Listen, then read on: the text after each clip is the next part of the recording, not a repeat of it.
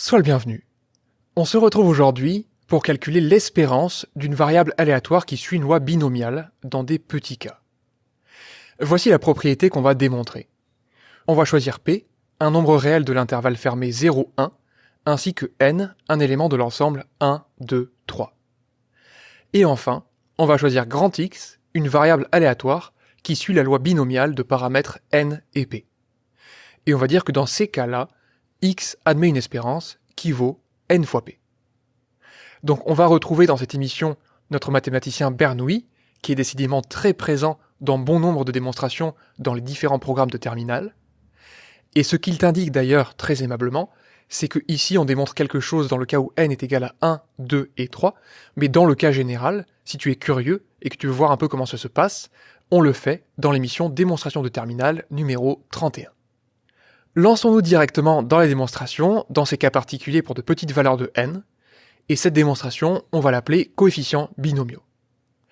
Traitons dans un premier temps le cas où n égale 1.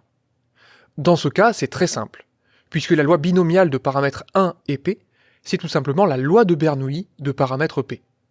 Et par conséquent, on a déjà réalisé les calculs nécessaires dans l'émission Démonstration de terminale numéro 29 pour démontrer que x admet une espérance et que cette espérance vaut p. Donc comme p ça s'écrit bien 1 fois p, ça nous permet de dire que notre propriété est vraie dans le cas où n est égal à 1. Donc allons-y maintenant dans le cas où n est égal à 2. Que se passe-t-il dans ce cas ? Eh bien on va calculer l'espérance en faisant comme la dernière fois un tableau très simple qui représente sur la première ligne les valeurs prises par la variable aléatoire x, en l'occurrence 0, 1 et 2, et sur la deuxième ligne la probabilité que grand X prenne ces valeurs.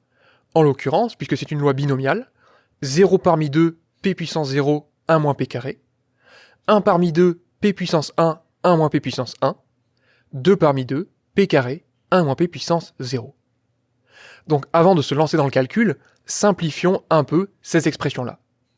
En l'occurrence, les coefficients binomiaux, on peut les récupérer simplement à l'aide du triangle de Pascal, dont je représente les premières lignes ici.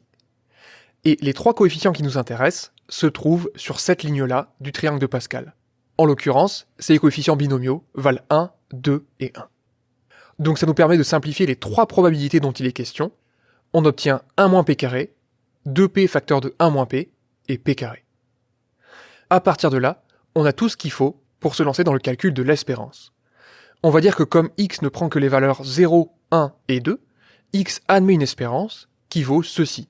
0 fois probabilité que x égale 0, plus 1 fois probabilité que x égale 1, plus 2 fois probabilité que x égale 2. En l'occurrence, le premier terme étant multiplié par 0, il ne contribue pas à l'espérance. Le deuxième, on trouve 1 fois probabilité que x égale 1, c'est-à-dire 2p facteur de 1 moins p. Et le deuxième, 2 fois probabilité que x égale 2, c'est-à-dire 2 fois p carré. On peut développer ici, puisqu'on voit immédiatement que les p carrés vont se simplifier, ce qui se produit effectivement, et il nous reste donc 2 fois p. Ce qui nous permet de démontrer que la propriété est vraie dans ce cas. Pour terminer, on va reproduire la même démarche dans le cas où n égale 3. On va dire que comme x ne prend que les valeurs 0, 1, 2 et 3, x admet une espérance, qui vaut ceci, encore une fois par définition même de l'espérance.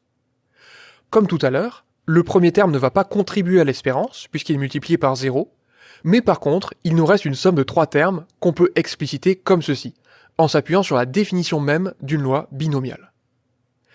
Comme tout à l'heure, les coefficients binomiaux qui apparaissent, on peut les retrouver sur le triangle de Pascal. En l'occurrence, le premier vaut 3, le deuxième vaut 3, et le dernier vaut 1.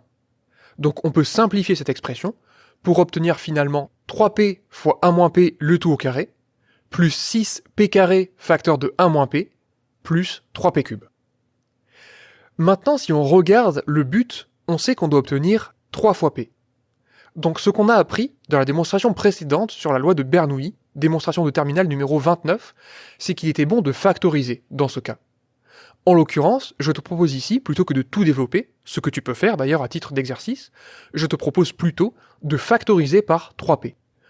En l'occurrence, si on fait ça, on obtient 3p que multiplie 1 moins p carré, plus 2p facteur de 1 moins p, plus p carré. À ce stade, en s'appuyant sur le résultat, on sait que ce qu'il y a à l'intérieur du crochet ça doit valoir 1. Et ici, on dispose à nouveau de cette même alternative. D'un côté, tu peux tout développer. De l'autre, je vais plutôt choisir ici de m'exercer à repérer une identité remarquable. En l'occurrence, on repère a carré plus 2ab plus b carré, avec a qui vaut 1 moins p et b qui vaut p. Donc ça va me permettre de continuer à factoriser cette expression-là pour trouver au final 3p que multiplie 1 moins p plus p, le tout au carré. Et maintenant je vois que les p se simplifient et que finalement ça me donne une espérance qui vaut 3p, qui vaut donc 3 fois p, ce qui correspond parfaitement au résultat de cette propriété. Et ce qui en achève donc la démonstration. À nouveau, si tu souhaites regarder ce qu'il se passe dans le cas général, je te recommande de regarder cette émission-là. J'espère que cette émission t'a plu, je te souhaite une excellente journée, et je te dis à la prochaine.